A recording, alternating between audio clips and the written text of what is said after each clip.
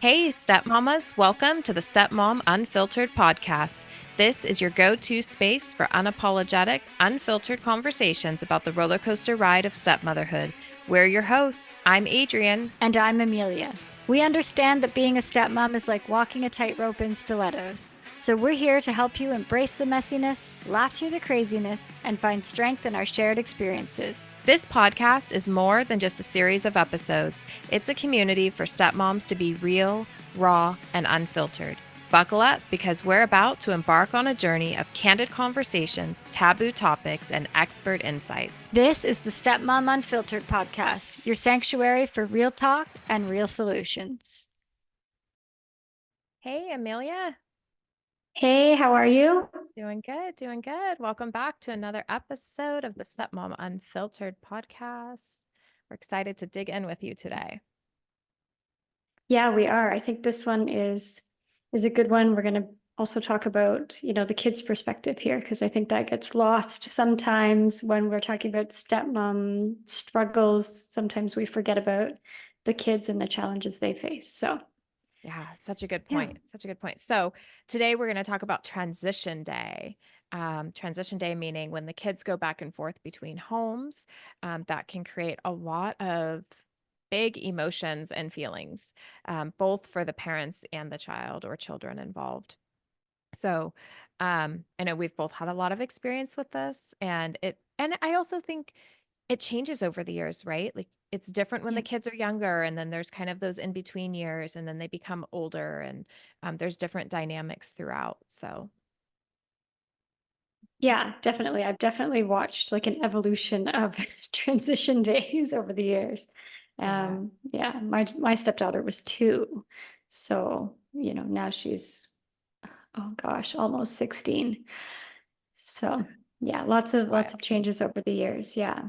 Yeah, and my biological children were 2 and 5, and my stepchildren were 6 and 8 when we first got together. So we kind of had a range, but still on the younger Mhm. side.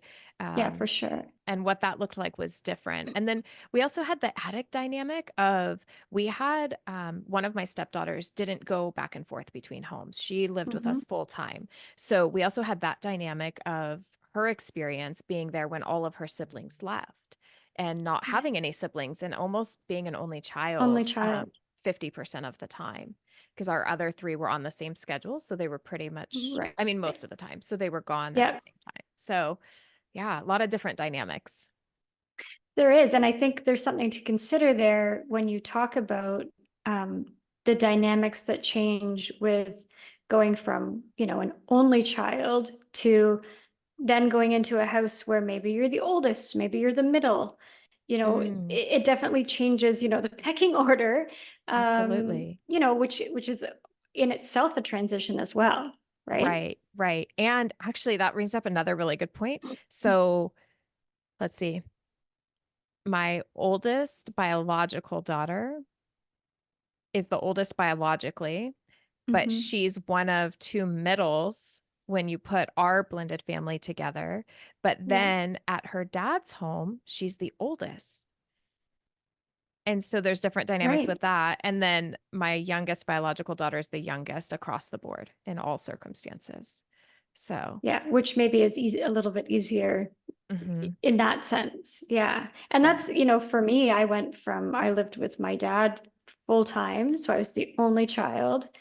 And then going to my mom's, I had eventually had 2 younger sisters. Oh, wow. So I was the oldest and then also had to have, these 2 younger sisters that I'm trying to learn how to, interact with and, so that's a challenge too. And that's something that my stepdaughter faces, at her other home. She's the only child. It's very quiet, right? And then she transitions into our house, which is a bit of a circus. And, she's the oldest child. My biological daughter is now the middle child. So there's a whole new dynamic for her to try and settle into as well, right? It's not just going from mom's house to dad's house and, it's from one bed to another bed. It's like, it's literally everything changes. And I think that's part of what gets lost in when we talk about kids transitioning from home to home is all these different dynamics that change. Yeah, well, and I actually didn't really start realizing a couple of things until recently, where my girls are much older now. They're teenagers. I mean, they're almost, two of them are almost 18. Right. And so there's different conversations around some of these things. And Mhm. there's a couple of things they've said recently that now I realize, oh gosh, maybe I should have had a different conversation younger, because they're expressing it's not transition day that's hard. It's Yeah. where the path you were just going down, where it's like, it's the different set of rules, it's the different bed, it's the different schedules, the different ways of eating, the different, Mhm. like, everything can be Everything. different, and so all of those things compound and can create a lot of stress and pressure for kids, especially as they're younger, and then I also think there's an element of exhaustion after years of the back and forth, where it's, sometimes my kids will make the comment like, "You don't know what it's like to go back and forth." And they're right, I don't. I didn't grow up, in 2 homes or having to go back and Right. forth. There were other challenges that we could talk about another day, but I Yeah. mean, truly, it's different, and we have to, I mean, we should acknowledge that for our children and give some grace, and that's where I think the conversation of transition day comes in, and what are the things that we can do for them to help ease that stress and that tension going between homes. Yeah, and I just wanna say, to add to that, as a stepmom that struggled with insecurity and things like that, when my stepdaughter struggled to come to our home, I took it personally. I Mhm. wasn't able to look at the bigger picture of, wow, that's really hard for her to go from, this atmosphere to this atmosphere, and from, like you were saying, like this food to now this food. Like, we don't cook the same meals and all the things, right?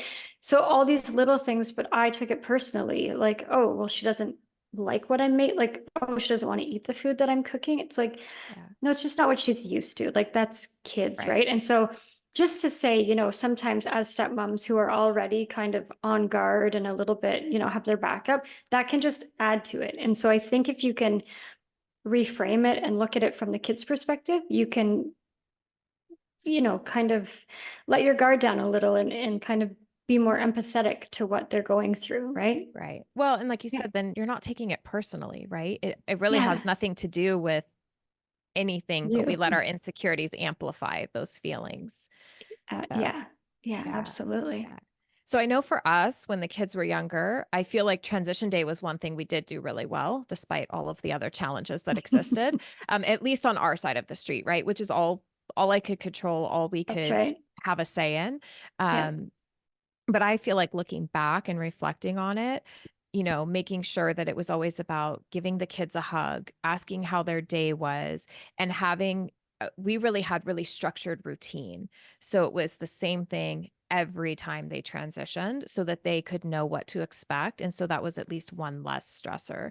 And that was I think that really paid off in the end, despite, of course, no, kids don't want to have to go back and forth. They wanna have their Right. space, they wanna have home, and as much as we can all try to embrace, like, well, you get double the love and double the Yeah. presents at the holidays and double the sometimes they don't want double. Yeah, Uh they just want it to be normal. mhm.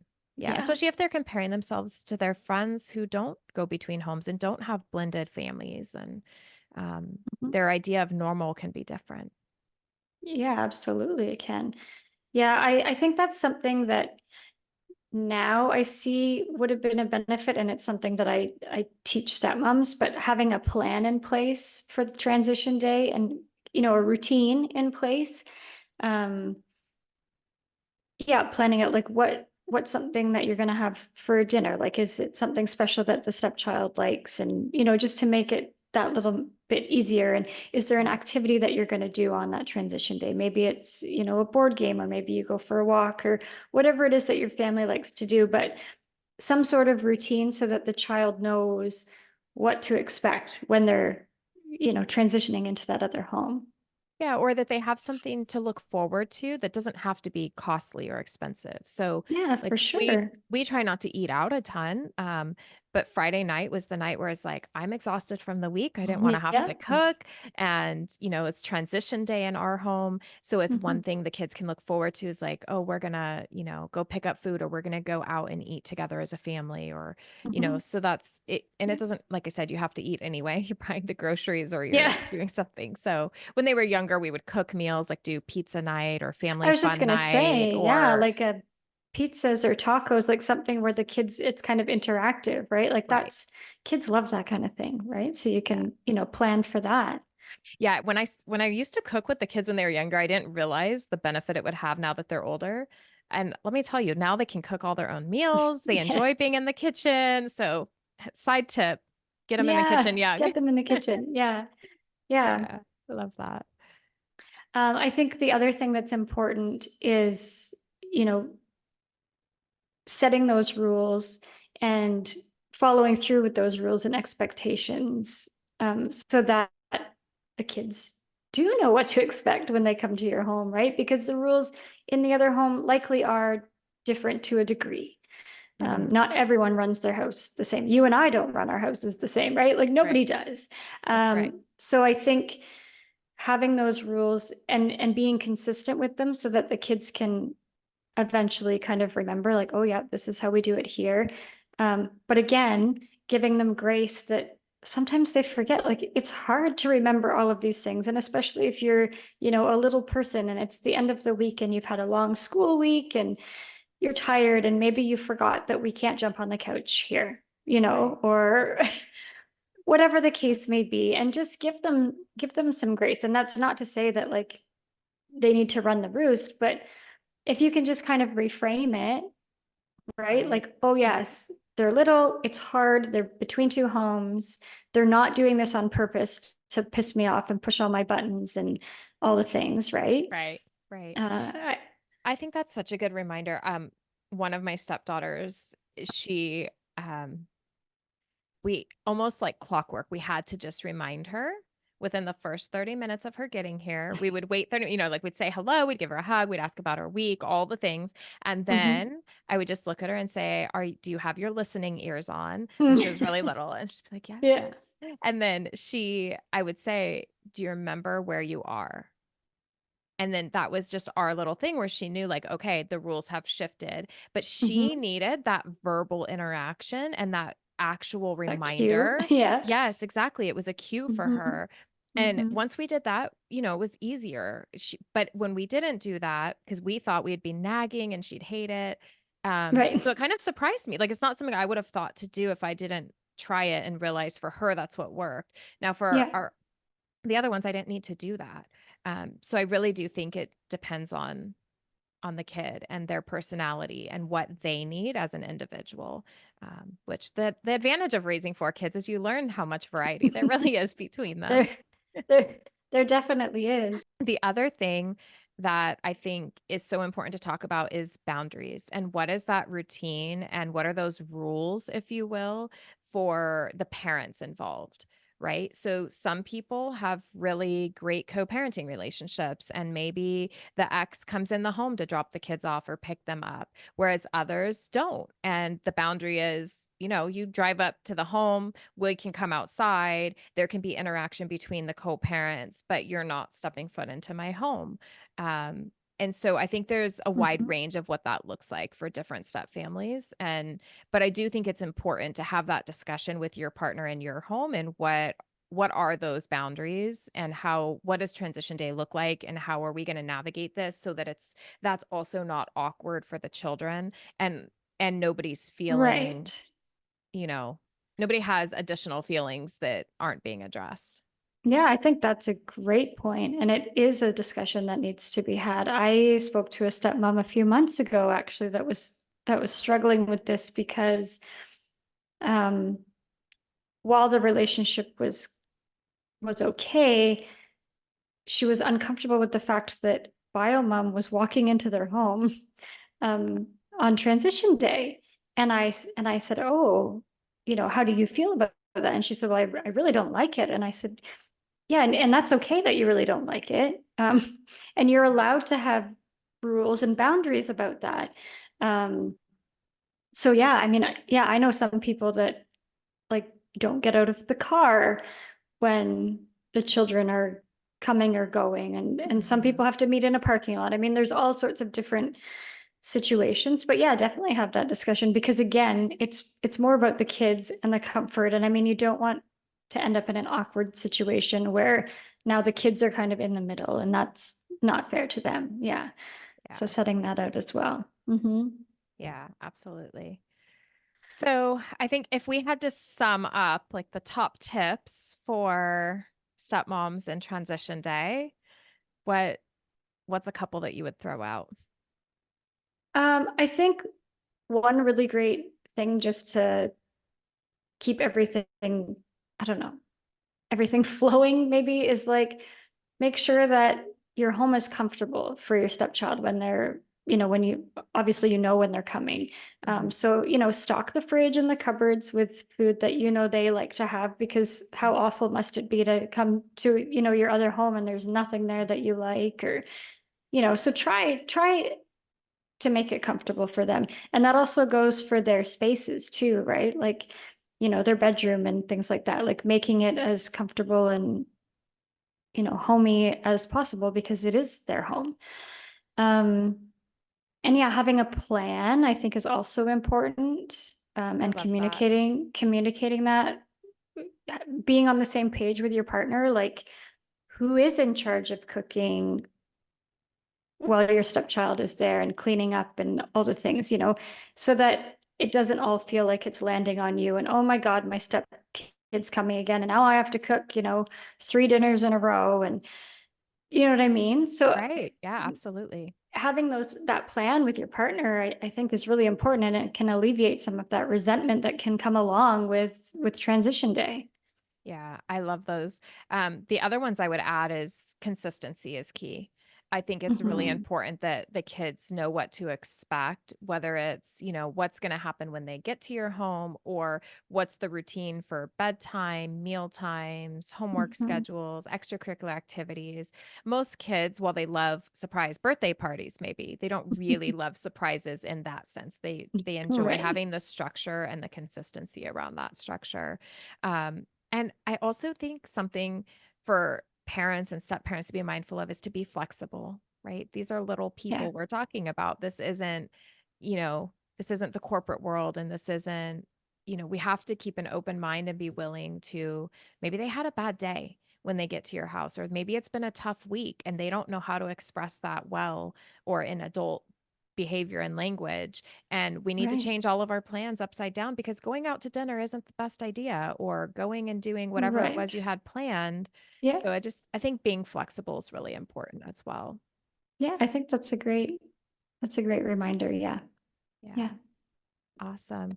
Well, there is no right or wrong. We say this all the time. Yeah. It's what works in your home for your family, and I think that's one Hmm. of the most important things to remember. So awesome. Well, it's Yeah. been a fun conversation, and if you're looking for any more resources, reach out. You can find us on our website, theartofblendedchaos.com. Yeah. And Or shoot us a DM on Instagram. We are always hanging out over there as well. love it. Have a great week. All right. See you. Bye. A quick disclaimer to cover our asses. The views, thoughts, and opinions expressed on today's episode are the speaker's own. So if you didn't like them, why didn't you turn us off sooner? The material and information presented here is for general information purposes only. If you need support with a specific topic, you can do so by booking a one-on-one coaching call through our website, theartofblendedchaos.com. This podcast is not intended to replace professional, legal, or medical advice. You seriously didn't think we were lawyers or doctors, did you?